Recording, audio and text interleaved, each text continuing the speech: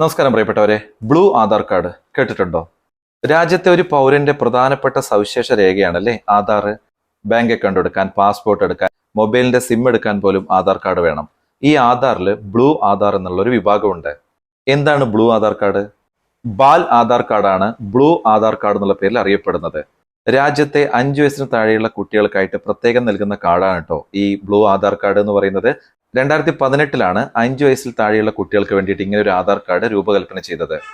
വിവിധ സർക്കാർ ക്ഷേമ പരിപാടികളിൽ കുട്ടികളെ ഉൾപ്പെടുത്തുമ്പോൾ ഈ നടപടികൾ എളുപ്പമാക്കാൻ നീല ആധാർ കാർഡ് സഹായിക്കുന്നുണ്ട്.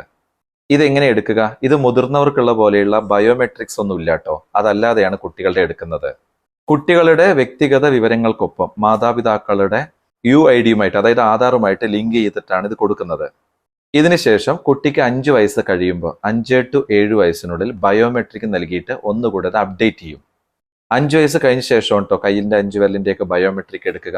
അതായത് ഒരു കുട്ടി പിറന്നു കഴിഞ്ഞാൽ നമുക്കിത് ഓൺലൈനായിട്ട് നമുക്ക് അപേക്ഷ കൊടുക്കാൻ പറ്റും. അങ്ങനെ കൊടുത്താലും അടുത്തുള്ള ആധാർ എൻറോൾമെന്റ് സെന്ററിൽ പോകണം. അതായത് അക്ഷയ, CSC, പിന്നെ പോസ്റ്റ് ഓഫീസൊക്കെ ആധാർ എൻറോൾമെന്റ് സെന്റർ ആയിരിക്കും. ഇവിടെ പോയിട്ട് എന്തായാലും കുട്ടികൾക്ക് ഇങ്ങനെ ഒരു ആധാർ കാർഡ് എടുത്തു വെക്കുക കേട്ടോ.